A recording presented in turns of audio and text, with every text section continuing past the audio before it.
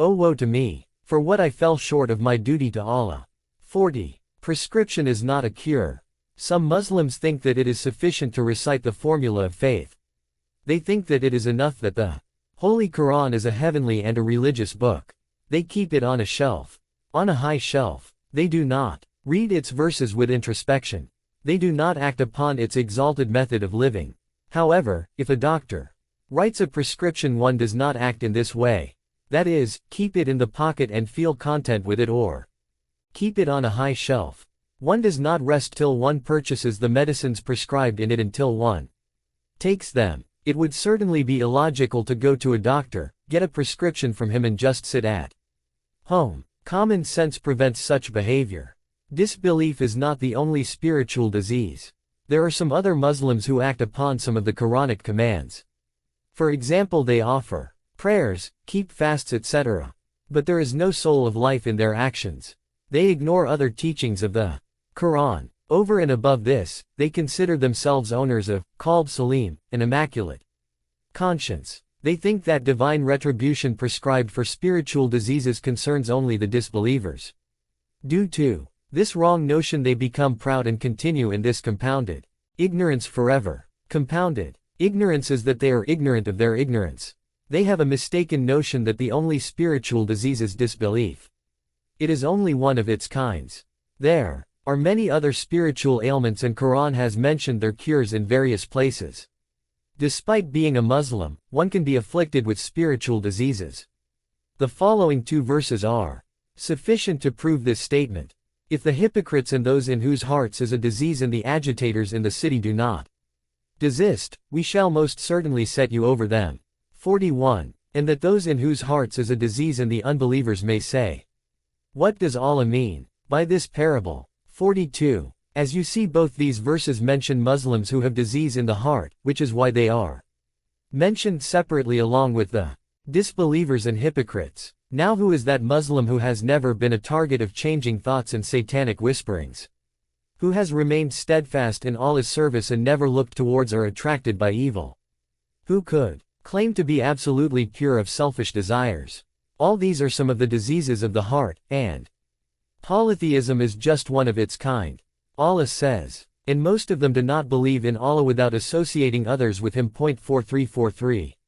It is related from Imam Bakir A.S. that associating in this verse implies associating in obedience. On one hand, people believe in the oneness of Allah and consider Him alone worthy of worship. But on the other hand, they obey the Satan also. They become obedient to him in performing sinful acts. Imam Ja'far as-Sadiq A.S. says, indeed this verse is aimed at more than 2/3 of the people. 4444. Who is that Muslim who has remained free all his life from jealousy, malice, pride and greed? The Holy Quran has mentioned the spiritual ailments. Thus it is obligatory upon all Muslims to study them. In addition to the Quran, they must also pay attention to the sayings of the Prophet's progeny Ahlul Bayt. They should act upon the laws framed by the scholars based on Quran and traditions. Beware that the chance of repentance passes away. Lack of belief is real ignorance. Such diseases that are compared to blindness, dumbness and deafness by the Holy Quran afflict a heart that is bereft of faith. Deaf, dumb and blind, so they do not understand. 45. That is, the hearts of those whose ears are incapable of hearing the truth, whose tongues cannot speak truth and whose eyes cannot see the reality. The Quran also says, and whoever is blind in this, he shall also be blind in the hereafter. 46. This verse and other such verses inform us that in the hereafter the apparent form of people will be the same as their inner form. For example, on the day when hidden things shall be made manifest. 47. Thus one who has not seen Allah with his inner eye, has not trusted the truth and has not aligned himself with the right way, in the hereafter, too, he shall not be able to see Allah's bounties. In the same way, one who has not perceived truth by the ears of his heart and has not accepted it, he would not be able to hear the pleasurable bounties of paradise and its inmates. Such hearts do not have a healthy faith. Hearts bereft of faith are sick. The Almighty says, there is a disease in their hearts. 48. So a seal is set upon their hearts. 49. Nay, on the hearts there are locks. 50. Nay, Rather, what they used to do has become like rust upon their hearts. 5151. They are as cattle, nay, they are in worse errors. 52. Surely the vilest of animals in Allah's sight are those who disbelieve. 53. A disbeliever is worse than animals. The superiority of men over animals is that Allah has given human beings the capacity to perceive the truth. He can heed advice and act upon it. One who does not use this ability is deprived of the status of a human being. All that remains in him is a beast or an animal. In the first supplication of Sahifa Sajjadiya, Imam Zainul Abidin A.S. says, and were they to be such, they would certainly have gone beyond the bounds of humanity into the frontiers of beastliness. They would have conformed to the description which he has given in his unique book, saying, what are they? Except like brutes or even more aberrant from the way. The dead. The Holy Quran refers to the disbelievers as dead men. It says, surely you do not make the dead to hear, and you do not make the deaf to hear the call when they go back retreating. 5454. We should know that belief is the nourishment of the soul. If the body does not get proper nourishment, its shape and capabilities deteriorate.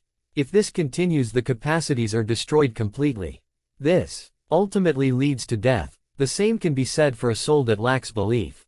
Lack of belief causes this soul to become afflicted with spiritual diseases. In comparison to this, his humanity becomes weak. He becomes heedless of a pure and spiritual life, till finally the human being in him dies and he becomes involved in eternal perdition. Death of the soul. There is a great difference between physical and spiritual death. When the physical body dies, its physical discomfort is over, just like a bird that escapes from a cage.